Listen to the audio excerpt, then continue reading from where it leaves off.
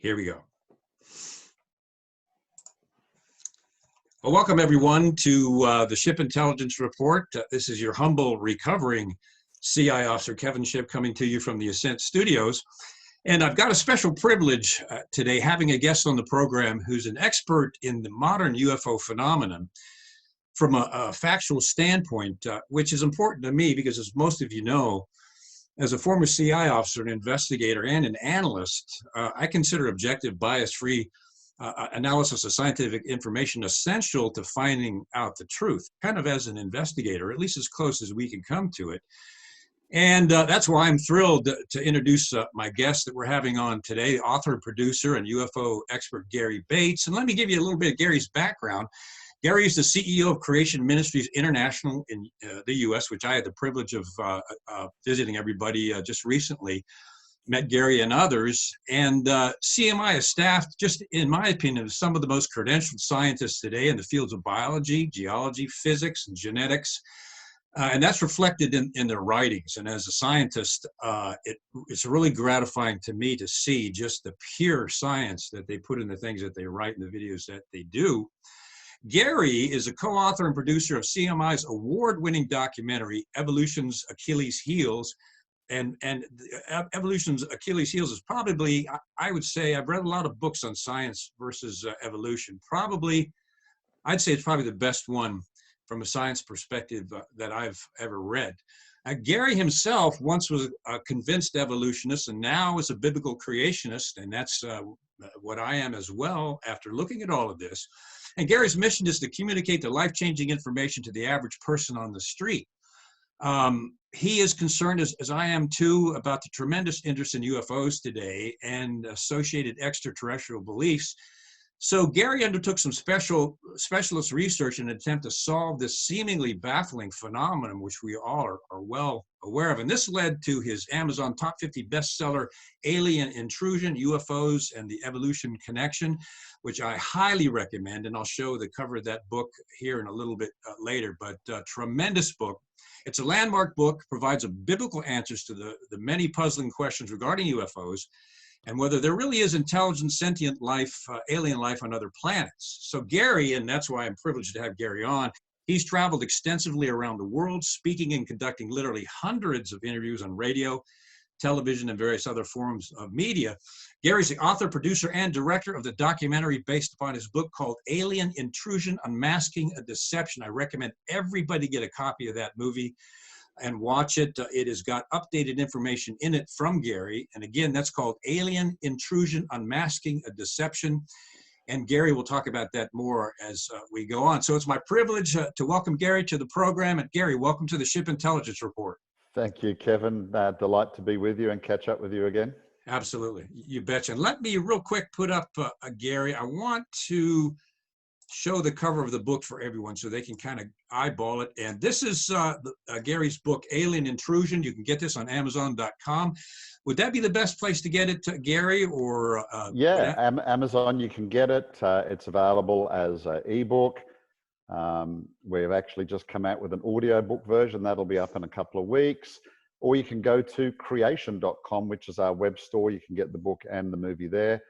It's actually in its 9th printing now, believe it or not. Wow, amazing. And I've read it, and I'll tell you, it's top notch. And that of course comes with this book too, which I mentioned earlier, Evolution's Achilles Heels. Probably, as I mentioned earlier in the program, the finest scientific analysis of creation versus evolution, at least that I have ever seen. So get those books. Seriously, they're the finest things I think you can find relating to science that is out there. Well, Gary, let me start off with a question, and you're the expert here, so I'm going to kind of let you go in the direction that you would like. But let me start off with this, and then you can take it from here. Based on your research, what does the science show regarding the possibility of extraterrestrial life on other planets and the chances of those entities visiting the Earth? Yeah, so two things there. First thing is when we look at the Earth or beyond our Earth, just in our own local solar system, the Earth looks unique. In fact, we call the Earth as being in the Goldilocks zone. There's something known as the anthropic printable. There's about 140 tests or examples you can use to show that the Earth is just in the right position, not just in the right position in our solar system, but our solar system's in the right position in our Milky Way, and our Milky Way happens to be in the right position for surrounding galaxies. We don't get fried by radiation. We're not too close to our sun, not too far apart. The Earth's just the right size to hold the liquid water. You know, if we look at Mars, which we're all fascinated with, it looks like there was water there at one stage, but gravity is such that it looks like it's all sublimated off the surface. So now we're looking beyond our solar system. We're seeing things like extrasolar planets. We actually don't observe them. We presume they're there because they cause little wobbles in the sun. But even those are either too big, they're too close to their sun, and so on. So in the most observable parts beyond our solar system, the planets we've seen are unsuitable for life. Now, the viewer's probably saying, well, hang on, the universe is a big place. There's hundreds of billions of galaxies out there. Okay, but that now creates another problem. The further they are out, the more difficult it is to get here. So, you know, there's about 150 UFO sightings every day. Well over 95% of them we can explain because people look up and see the International Space Station going overhead and they go, oh, it's a UFO, you know, because of modern pop culture and belief in evolution on other planets. But so far out, for those aliens to get here, they literally have to defy the laws of physics. Now, when we watch things like Star Trek or Star Wars and we see all those, you know, wonderfully weird shaped aliens in their hyperdrive spaceships, the underlying premise of that is that in an evolutionary concept, a Big Bang universe that could be 14 billion years old, well, our Milky Way is in a relatively young part of that alleged, you know, 14 billion year old universe. There could be aliens that be 1 million years advanced on the evolutionary scale. Therefore, they're 1 million years advanced in their technology. And that's how come they can build hyperdrive spaceships and visit the Earth. Now, sorry to be long-winded, but that doesn't solve the problem because you're projecting into the future and projecting technologies, one that we don't have, we haven't seen, and just presuming because they're older and therefore more technologically advanced still doesn't defeat the laws of physics problems. You know, if you traveled at even 1/10 of the speed of light and you impacted a grain of dust, that's like 10 tons of TNT impacting the hull of your spaceship. Now, I'm a Star Trek fan and, you know, they've got deflector arrays, which are force fields, but then you're increasing the energy problems. You know, if I wanted to say, take something about the size of a softball and accelerate that to half the speed of light, I've got to use the energy equivalents of 98 Hiroshima-sized atomic bombs. That's just for the size of a ball. Now, the problem is when I get going in space and I attain that speed, if I could, I'm going to keep going at that speed. So when I slow down and I get to my destination, I've got to use the same energy requirements again. I've just doubled it. And then to get home, speed up, get to the Earth, and so on. You know, I've got to slow down. So every return trip requires a quadrupling of that energy. Now, when you think about massive ships that we see in science fiction, the energy requirements are literally astronomical. And then when you build force fields or anything else, you're just adding to the energy problems. And here's the issue. You just can't accelerate into the speed of light. People can go to our website, creation.com, and look at an article by quantum physicist Dr. Jonathan Sarfati, and it'll tell you that, you know, to avoid the G-forces inside the ship, to even get to something like half the speed of light at the very best you could accelerate, it would take you hundreds of years. And then when you slow down, it's going to take you hundreds of years to slow down again. So it's not a matter of advanced technology. These are intractable problems. And when people do see that small percentage of UFOs on the Earth that defy, you know, naturalistic explanation like aircraft or ball lightning or lenticular clouds, these things have been seen to fly at thousands of miles an hour, do right angle turns without slowing down, multiple lights merge, appear, become one object, and literally physical craft and occupants could not do those things. So the conclusion I came to, which is interesting because most of the secular researchers have now come to the same conclusion, including MUFON in the US, the world's largest UFO organization, Right. is that we are dealing with something spiritual. I would call it spiritual. They might call it paranormal um, or interdimensional, but we're really talking about the same phenomena. That's what we're dealing with. Most can be explained, but those small percentage, when you actually look at the evidence of them and how they defy the laws of physics, they're not physical, tangible craft, because they couldn't do those things. That's such an incredible point, because we've seen, and some of us have seen footage of these objects that appear out of nowhere. They zip faster than anything that could be defined by the laws of physics. They disappear, they reappear, and that point you made is so critical, and you make it so well in your book, that even UFOologists now are starting to talk about, well, this is paranormal, or this is because we know the scientific laws show that this could not happen in the physical world, and so this has got to be some paranormal, spiritual, other dimensional event, which changes the whole ball game, because then you get out of science and you get into the spiritual and the paranormal, which is so important, Gary, because I think that helps people understand at least what we're dealing with here in a lot of these cases. Is it's not science, it's not any demonstrable science at all. And I think you mentioned in your book, correct me if I'm wrong, but to travel at light speed, of course, which is virtually impossible, but to travel at light speed, I think, to one of the nearest galaxy stars would take 100,000 light years, I think, just to get to the nearest one, and then you got to come back 100,000. You're talking light years. Yeah, 186,000 miles per second. Yeah, I just you could call that pretty much impossible. So, and these craft that many of us have seen on these videos, poof, there they are, and then they just zip off the screen. Or they just appear out of nowhere. Even some of the ones that recently the pilots have picked up on their screens, the thing's sitting there, that little kind of raisin-shaped device that was on this F-14, I think, pilot, and all of a sudden, zippo, poof, it's just gone. We've never seen a single case out of all of the many thousands, in fact, it's not thousands, it's millions of UFO sightings. We've never seen one enter our atmosphere from outside. So the point you make is correct. They appear, they disappear. We see them on radar. As I said, they merge into one object.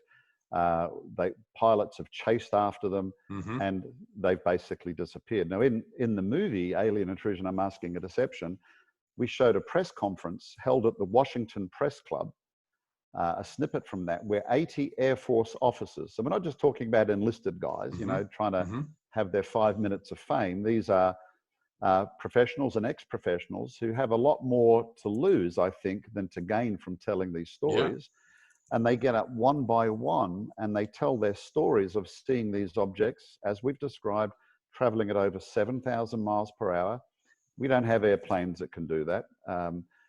They speed towards the ground, do U-turns without slowing down. I mean, you'd be splattered if you were in the craft. And more disturbingly, and listen, I come from a very conservative Christian background. I want to say that. I'm not a spooks under the bed type of guy, but they have stories of these lights entering our missile silos and affecting the operational readiness of our nuclear weapons. Wow. These are first-hand testimonies. So, Kevin, that then means the government sits up and takes notice. And for years and years, obviously, we know that the US government has been investigating UFOs, but unlike other nations like Mexico and Brazil, who are quite candid and say, yeah, we saw it, we don't know what it is, the US has always said, we can neither confirm or deny. Right. But definitely they've been investigating it. And recently, what really startled me is at the end of the Obama administration, Harry Reid came forward and admitted, he's a UFO fan, and said that the Obama administration had been continuing to spend $22 million a year on UFO research. And the head of their project, a guy by the name of Luis Elizondo, has now gone public because he's become frustrated, like everybody else who investigates him with the government, that the government is not more candid about it. But what was unusual is they actually did release what you said was footage of Navy pilots chasing these things. Yeah. And that's a real shift from what I've been seeing over the last 20 years or so. The US government is finally, like everybody else, saying, yeah, they're there. We don't know what they are, but they're worth investigating. Now, you've come from that background. My take on it, and maybe you can help me here, is that the US government would never kind of make an announcement unless they would appear to be in control of things or can give an answer. They don't want to cause panic. They don't know what it is, so they don't tell anybody. Yeah, they can neither confirm or deny, if you like. Right. And that's well put, because when it comes to classified government programs, and I talk about this quite a bit, there's a black budget that the US government has, and it's huge. And to even mention a line item or even an indication of where some of that black budget goes in the minds of the classifying authorities, which I used to be, you could expose the entire program, the entire operation, the entire research. And so they just don't say anything, which can be a problem because people would kind of like to know what they're finding out. But there's a lot of money being spent by the government on researching these programs and what is going on. And sadly, I guess we, the American people, we don't know how much is being spent and on what, because that's just the nature, of secret government. But you make a point, Gary, that is so important, because we're not sitting here denying that these things are not happening, or we're not a couple of religious dogmatists saying, oh, this doesn't happen, it's in everybody's imagination. We're not saying that at all. We're saying, no, people are in this particular category outside the natural or military ones. People are seeing these things, but the point you just made, which is so powerful, that even the expert UFOologists now and other scientists are saying, well, okay, we're seeing them, but they're not acting in the normal sphere of science or the natural realm. These things are paranormal, they're spiritual, there's something else going on there, which I think what you're saying is so important for people to hear.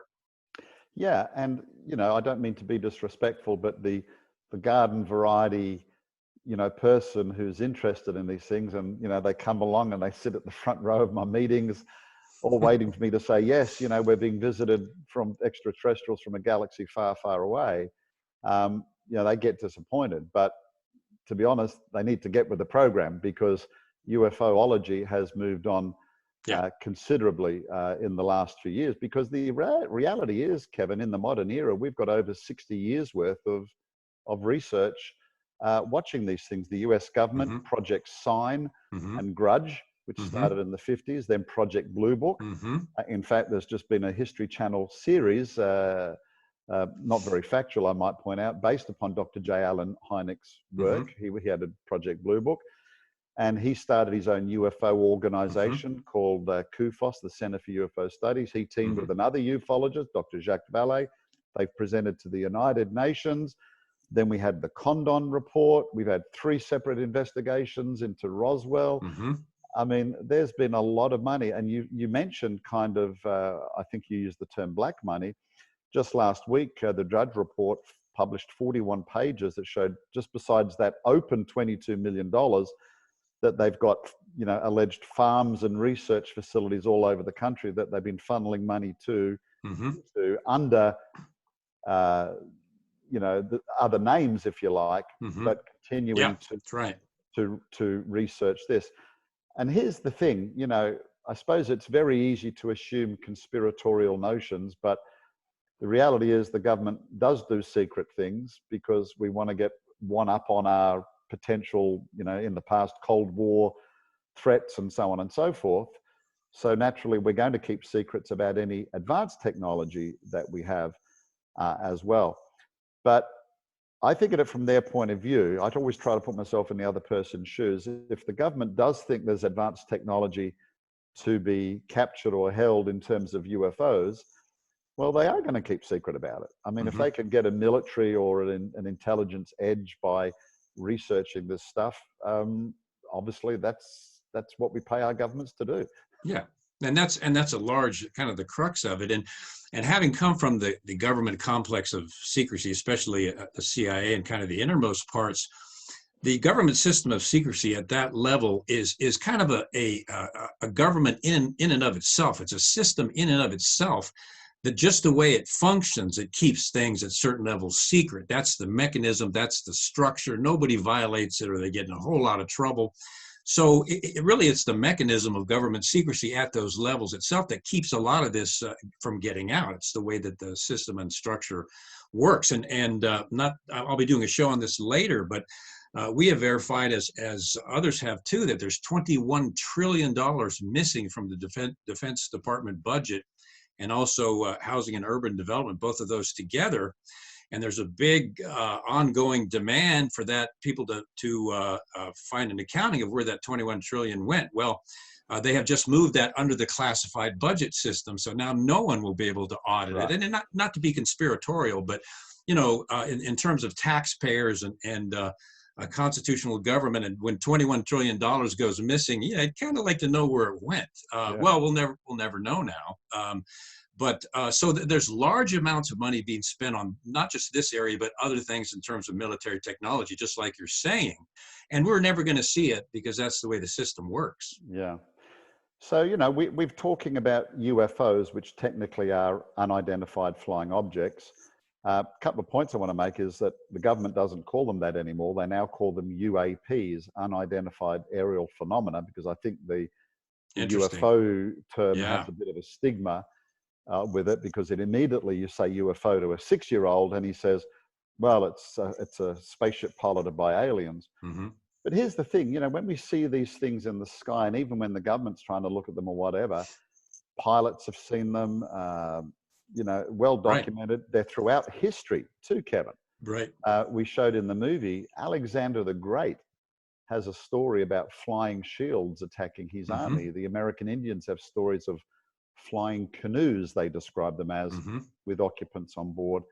We have them from all over the world. That's what Hynek realized. He had, there's an interview with him in my movie, 300 countries that we have reports from.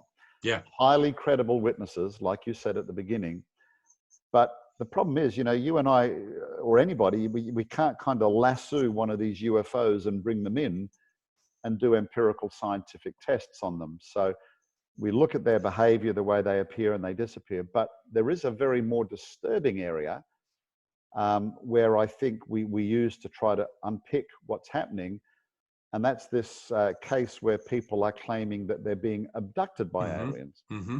A poll in 1998 called the Roper poll extrapolated that 4 million Americans alone have had that experience. Now, when I say that at meetings, people laugh, but you know, which makes me shudder, because often in my meetings there are people who've had this experience and they'll come up to me.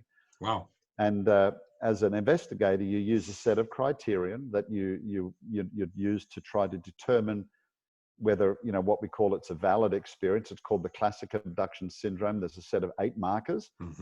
Not everybody will have all 8. They might have 2, 3, 4, but they usually fall within this grouping. And typically, you know, they're in the room or they're driving a car, they see a light, and that's the last thing they remember. They wake up hours later. It's called missing time. There was even a book called Missing Time written on it. And then they undergo hypnotic regression to try to, you know, which is a problem in itself, to try to recount these alleged lost memories. Now, all of that to tell you that even at this level now, after all the years of research, including the world's foremost researcher was Dr. John Mack, former professor from Harvard Medical School, who again had a lot more to lose by coming up. Yeah. He thought they were all cranks. So from a psychological point of view, he thought it'd make a good case study. And he went out with a guy called Bud Hopkins, who was one of the foremost researchers at the time. And they literally interviewed and hypnotically regressed hundreds and hundreds of people. And he became a believer that something was happening to these people. And we have a fascinating interview with him in the movie where he says to another psychologist, he says, what we are dealing with are spirit beings. Now, this is a guy who's a materialist. He's not a Christian. He said he was raised in an atheistic family. He said, but we are dealing with spirit beings who are, you know, stepping over from another realm into our realm. He defends it because again, he thinks they're, more enlightened and more advanced. And then he tries to excuse away that what he calls rape-like interventions upon human beings. Mm-hmm. Now, frankly, I think that's a bit laughable, because if these really are highly evolved, advanced beings who've ascended to some spiritual state and are not physical like ourselves, well, surely they know the deleterious effects when you take somebody out of their bedroom in the middle of the night and you sorry to be blunt, but you poke them rectally and damage them. And all these people suffer PTSD symptoms, etc. I mean, the last time I watched Star Trek, the Dr. McCoy was there with his tricorder and could say, "Hey, you got cancer," Right. Right. It doesn't make sense. It's all a deception. Doesn't sound very advanced. And you make this point in your book too that's really interesting, is that these sightings, abductions, and other things, it's like these things, these entities are always, they don't want to be found, they don't want to be caught, they appear deceptive, which is a strange thread that runs through all of these. Like these entities are not necessarily, or they don't appear good. They appear deceptive, and they kind of move around, don't want to be known to do these things, which is kind of an interesting aspect of what these people are seeing. And it doesn't sound like a super intelligent life from another planet when they're like you said, they're poking somebody rectally, or they're sneaking around, and they're always, this is happening at night or things like that. So you make that point. It's an interesting point. Well, again, people don't have to believe, little Freddie Christian here. I like to quote the secular experts, because as I said, we've come to the same conclusion about the nature of the phenomenon. So Nick Redfern, again, in our movie, he's kind of the guru that's on ancient aliens and UFO hunters. He's written over 40 books. In our movies, he turns around and says they are deceptive. They hide their true agenda. He makes the same point that if they're highly evolved, technologically advanced, benevolent beings, why do they hide their true purpose? Right. Why don't they just reveal themselves and step out on the White House lawn and say, look, here we are, we come in peace. Dr. David Jacobs, in fact, the only man ever to achieve or get a PhD on a UFO related topic, from Temple University. Again, in the movie, we have him saying that these things start in childhood. So these alleged aliens who are coming from another dimension are abducting children, allegedly, taking them on board their spaceship, subjecting them to grotesque medical experiments, returning them to their room so they're psychologically traumatized. I've met people who've had this experience in their childhood and have literally never, ever spoken to anybody about it. Have lived with it. And I want people to think about it. If this happened to you last night, it's not exactly something you can go to the office and tell people around the water cooler the next day. Right. They're going to think you're nuts. And so the isolation of the experience, in fact, drives them deeper in. It makes them insular. And bizarrely, the only people, or the only beings that they can find empathy with, are the ones that are doing the abusing to them. We see that in humans, in abusive relationships. You'd be familiar with something called Stockholm Syndrome, where people get kidnapped by terrorists, get held in a room, and then suddenly after a few months, they're aligned with their abductor's cause. Right. Well, you've got no other exposure to anybody else. So you end up developing a bond of empathy with them. And this is what happens when I say people are driven in deeper and deeper. Now, Dr. David Jacobs, he's one of the few abduction researchers who is honest and says, this is horrible. They're not nice. They're basically, treating humans with disdain and disregard, as if we're like ants to be experimented with. Well, and that's the bizarre aspect of that is this is like alien child abuse almost. It's like, alien abduction, pedophilia of some kind. And, a super intelligent race is not going to do something that dark and despicable that is psychologically traumatizing these people when they're kids. And a lot of UFOologists, I think your point is so powerful, don't realize that a lot of these horrible things are going on. They're going on to children. So what does that say about it? It certainly doesn't say something good, Yeah, Donna Higby, who's a California hypnotherapist who's also regressed hundreds of these patients, she basically has said they demonstrably are liars. Mm-hmm. Mm-hmm. Again, not coming from a Christian point of view. Mm-hmm. She's advised her patients that trust is not recommended. You know, if I lie to you, Kevin, what does that make me? A Mm-hmm. liar. Mm-hmm. So Yeah. why would you necessarily trust what you're being told? And again, this has been happening for many years. They've made predictions about the future, which are like a train wreck. So, you know, we can tell again there that the information they're imparting to try to make you feel special is not true. Mm-hmm. When this was happening, first happening in the 60s and the 70s, they said they were from Venus or Saturn and so on and so forth. Well, we visited those places and there's no life there. Mm-hmm. Now they claim that there are alien creators and they're from Zeta Reticuli or Sirius, Mm-hmm. where we cannot test their claims. So they keep, Mm-hmm. as Nick Redfern says, they keep moving the goalposts so we can't nail them down. And I think this is of particular frustration to the secular UFO researchers because they really want it to be these highly evolved, benevolent beings, you know, overseeing our evolution. And the New Agers say, well, they're going to take human beings and the earth into some new ascendant stage in the future. But what I'm talking about is actual evidence, evidence that you can't interpret. It's the nature of it for itself. It's dangerous, it's harmful, people are damaged by it. And certainly if they're here to look after us, well, why don't they start doing that? Yeah, and instead of damaging, and you know, I kind of reached my conclusion. I guess I got a harder head than most, but studying science and these things kind of led me to Christianity and the biblical account. And what I see in there is kind of a spiritual warfare between the powers of darkness, which are described in the Gospels as liars and deceivers and deceptive and abusive. And it seems that these abductions and these so-called intelligent beings, they don't seem to be that good. As a matter of fact, they seem to be kind of destructive and kind of dark. Yeah, well, my book first came out in 2005, the first edition. And in there, I revealed the research of two MUFON researchers. These were state directors, one of them down in Florida. And, you know, they basically said, you know, instead of looking at who has been abducted, because the nature of it is so bizarre. You know, people say that they're beamed up through the walls and the ceilings, you know, just like you see on Star Trek or something. Mm-hmm.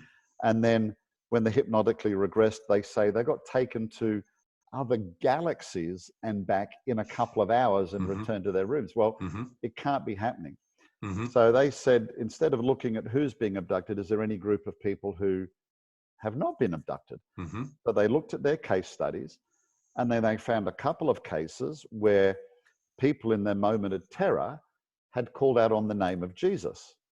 Now, remember, these guys were not Christians. In fact, one of them Mm-hmm. described himself as a crystal ball rolling New Ager. Mm-hmm.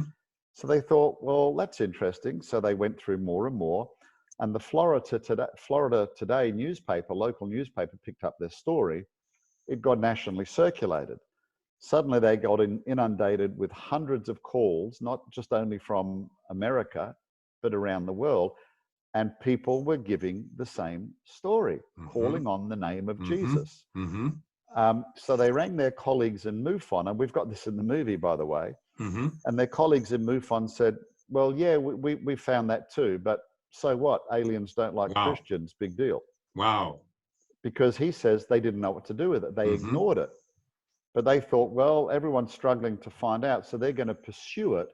So they actually went off to a local church and enrolled in a Bible study class to find out what it was about Christians, Mm-hmm. you know, air quotes, Mm-hmm. that these alleged aliens didn't like. Mm-hmm. Now, here's the kicker.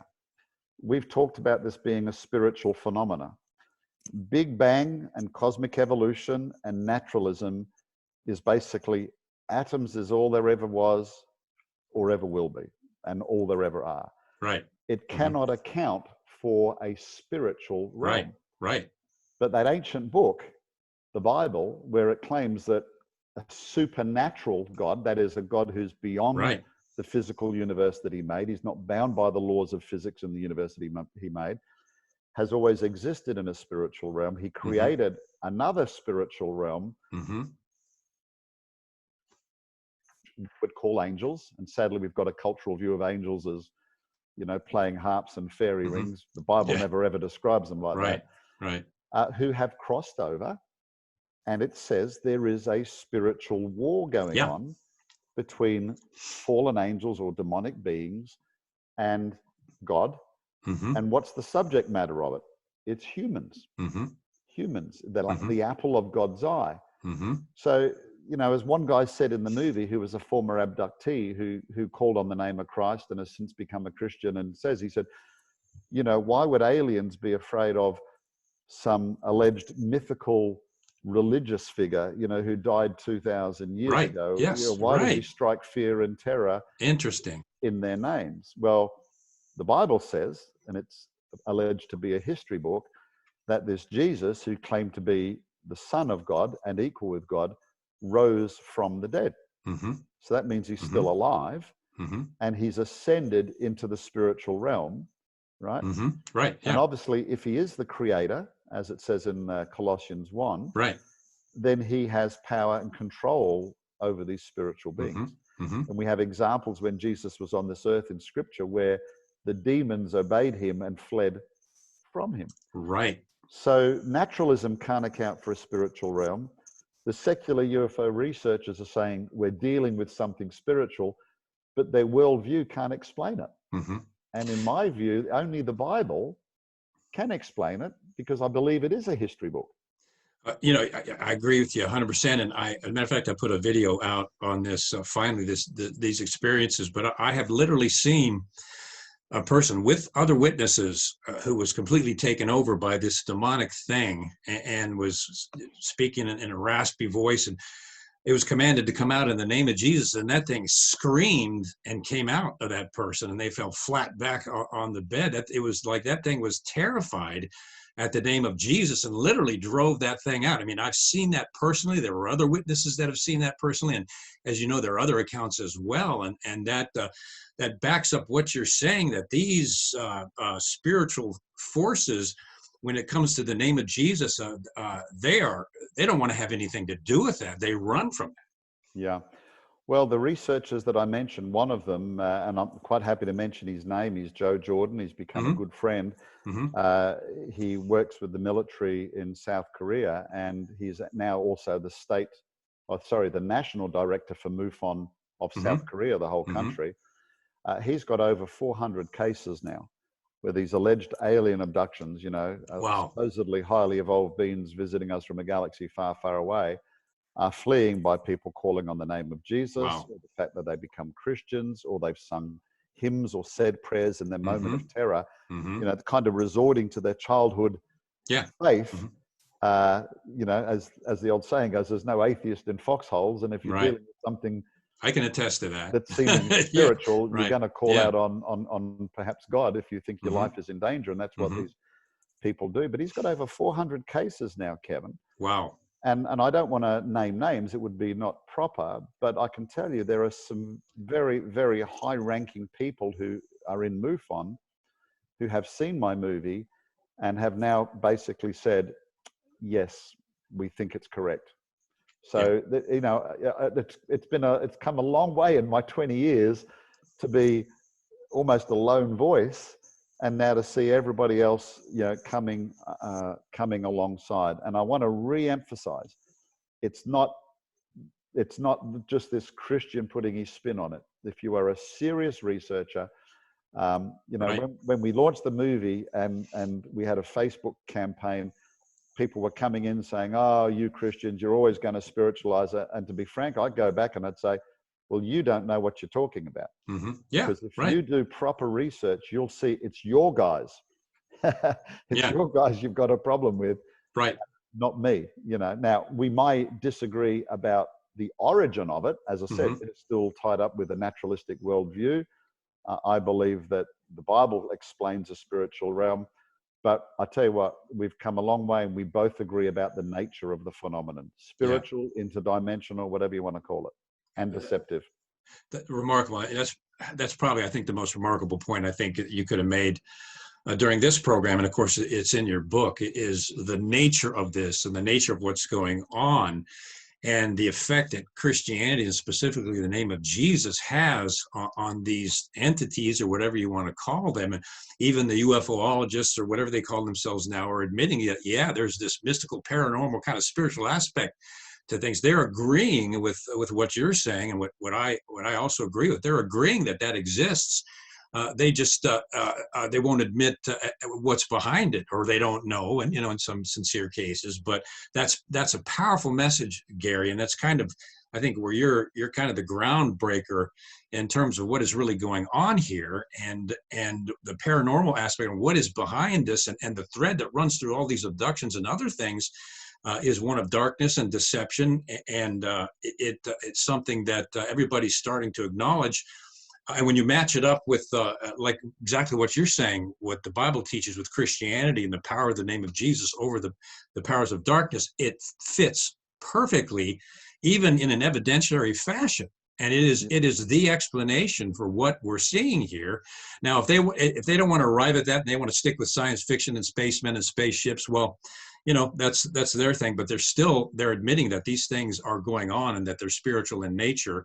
And then the rest, in terms of evidence, it's up to them, I guess, deciding whether they're going to follow the facts or where they're going to go. Yeah, well, most certainly. We start at the beginning, saying, well, how do they get here? They cannot get here from a galaxy far, far away. And that's a real point that I battle on with the kind of the lay people investigators, because they do watch science fiction. They think that, they say, well, 100 years ago, we couldn't reach the moon. Hang on, the moon's 250,000 miles away, and it still took 4 days to get there. At a ship that traveled at 25,000 miles per hour escape velocity that was 36 stories high to propel a little capsule. Right. Now, that's not beyond our physical realms, but was an incredibly monumental and difficult task. Now, again, we could build ships that go faster and faster and faster, but then you're going to involve a whole bunch of other problems when you increase your speed. And as you pointed out, even if we could travel at the speed of light, in fact, the next nearest star to our own sun is Proxima Centauri. It would take you 4.2 years to get there at the speed of light. So you've now got to travel multiple factors of light speed, and you haven't even begun to travel our little section of our Milky Way. Right. So that point can't be emphasized enough, that's what 60 years of research has shown, coupled with the fact, as I said earlier, we don't see them coming from outside. Now, how can physical craft appear, disappear? How can entities, physical entities, walk through your walls and take you on a spaceship and do a galactic tour in a couple of hours? Now, we've got to point out that people do have real experiences, and because of that isolation of the experiences, they tend to believe the stories that they're told. Right. This is a very, very difficult area to deal with these people, because I'll say, yes, I do believe something happened to you. And then they say, yep, and it was aliens. But I point out, how can it be? Look at what you're being told. Look at the evidence of where they say they came from. It's impossible, etc. But here's the deceptive thing. They're told they're special. They're told that out of all the people on the planet, we've been watching you and we chose you. I mean, well, how does that make you feel? You're suddenly the chosen one, and everybody wants to be the chosen one. And then you get little poo-pooper like me that says, well, I'm sorry, you're actually being deceived. People don't necessarily want to hear that.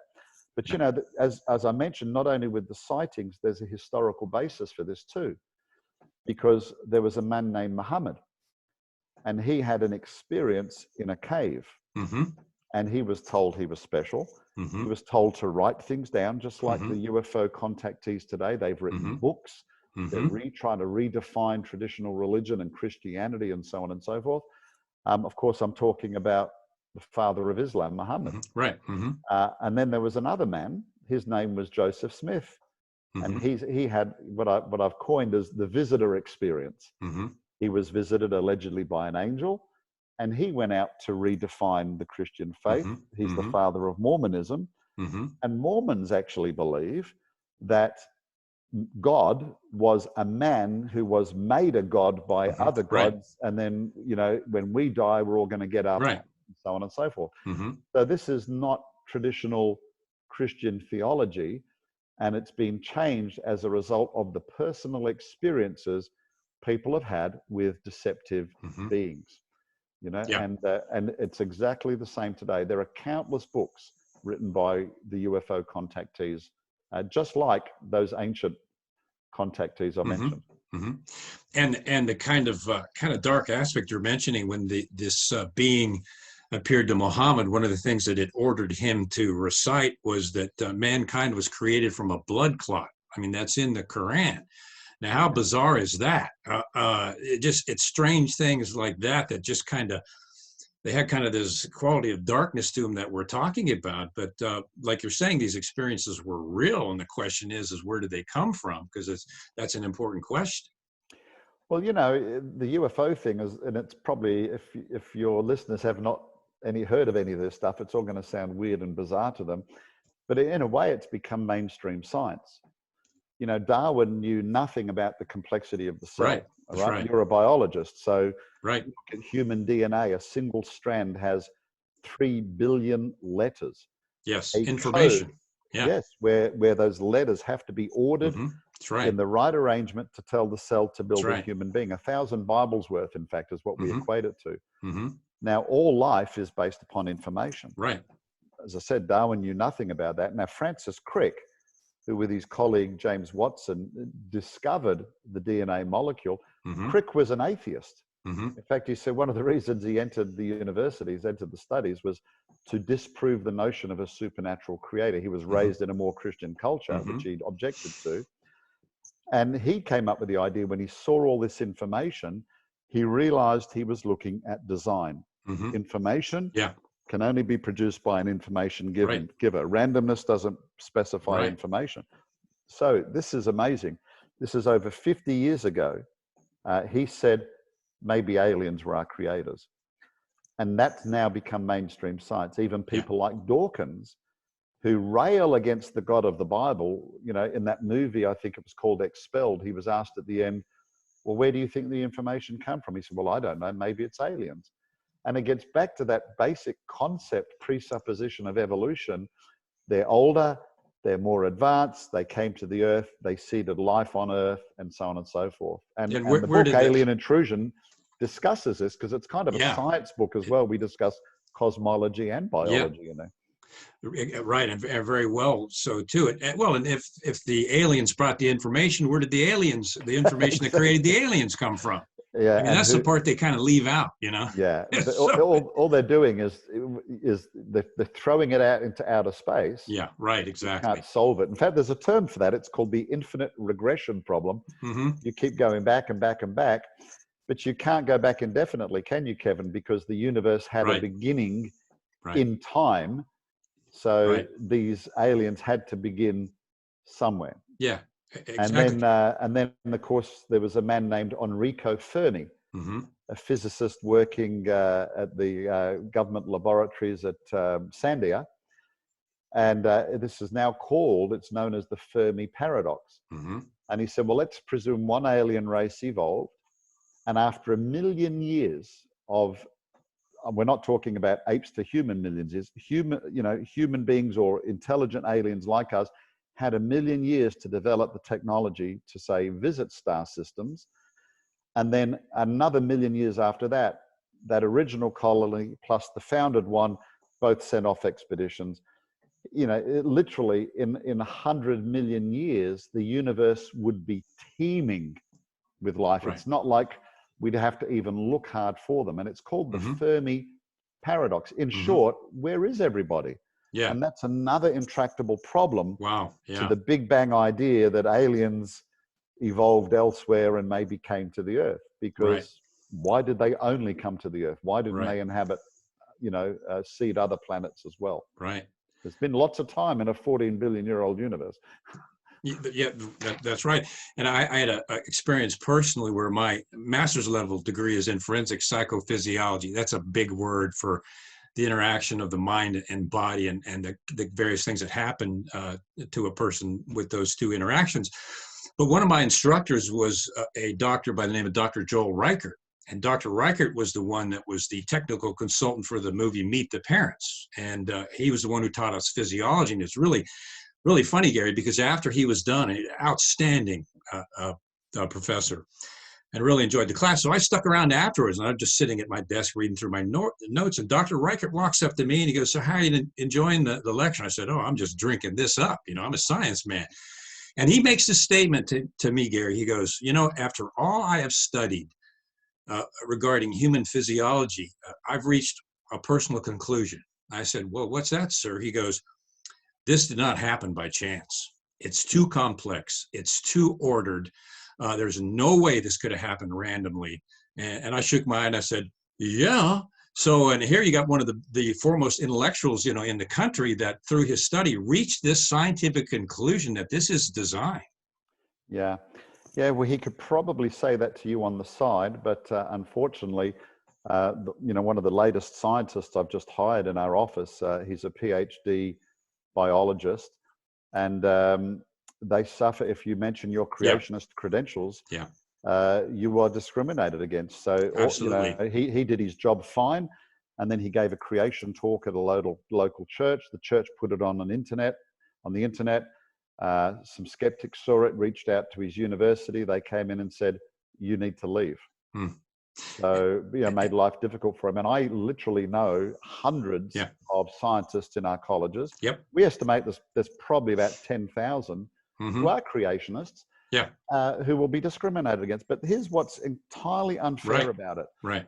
What we call science, right? If you're a geologist, your main job is to, look for oil or look for diamonds or look for coal.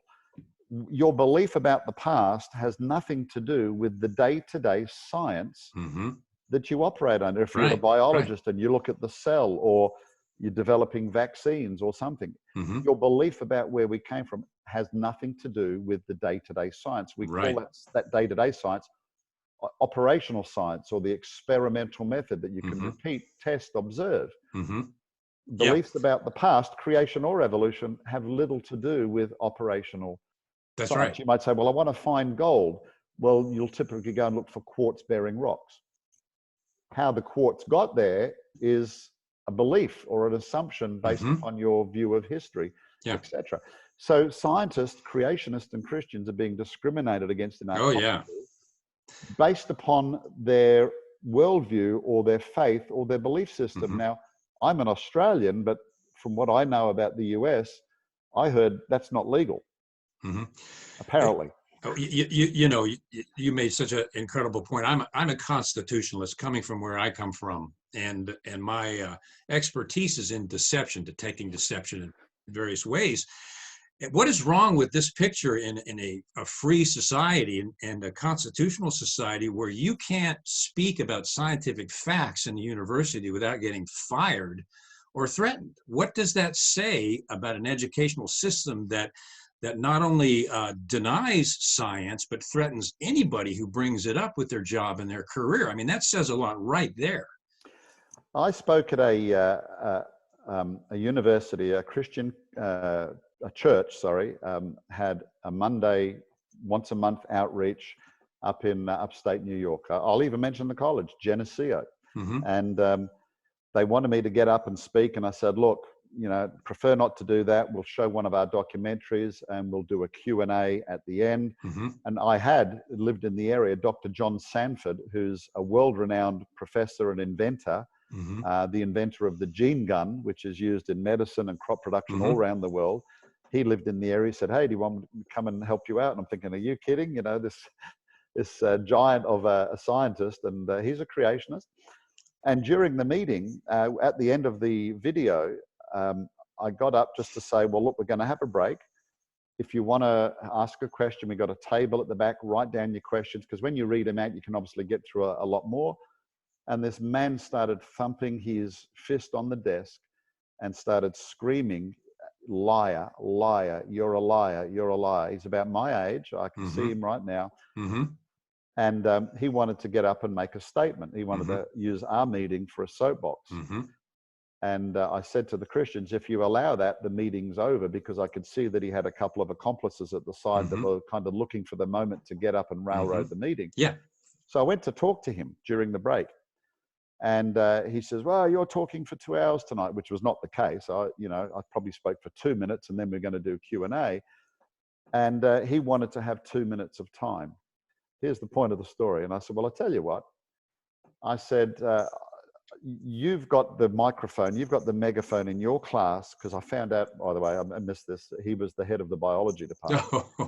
I said, you have the megaphone 24/7 in your classroom. I said, I'll tell you what, I'll give you 2 minutes tonight. If you let me come to one of your classes tomorrow and give me 2 minutes, because you're able to preach your gospel of naturalistic religion. I said, give me 2 minutes to talk to your students tomorrow, and I'll give you 2 minutes tonight. Right. And he wouldn't agree to that, turned around and walked out of the meeting. Yeah.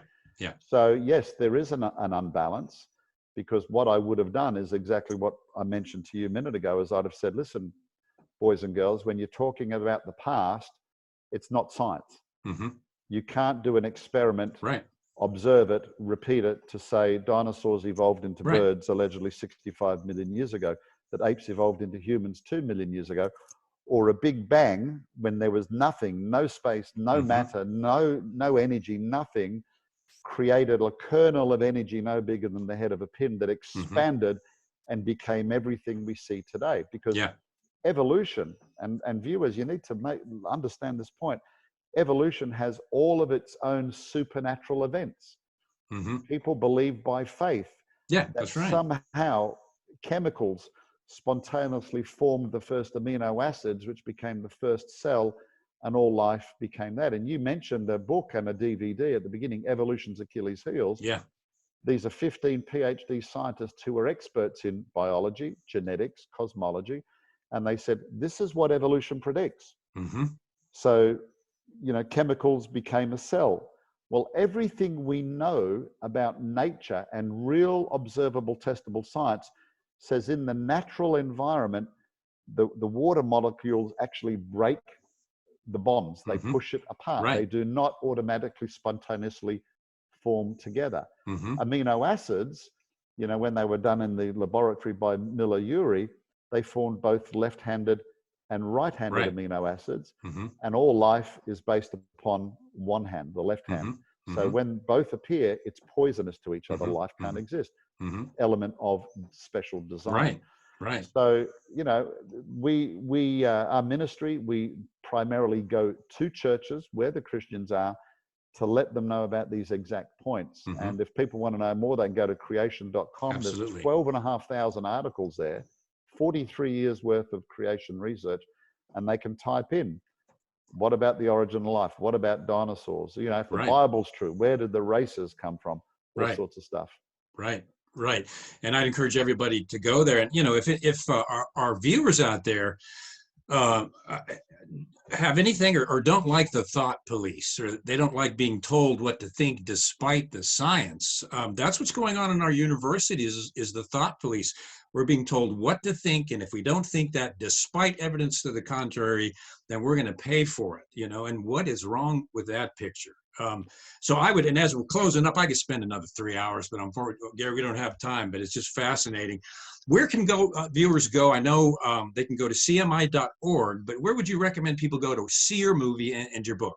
Yeah, sorry, it's not cmi.org, it's creation.com. Creation.com, thank you. Creation.com. We have a search engine, and if they can't find anything on the search engine, we have full-time information officers, and people can type in a question, and one of our PhD specialists will answer that question. If it's not on the website, in my experience, 99.99% of the questions are actually answered. So make sure people do a search. But they can see the movie.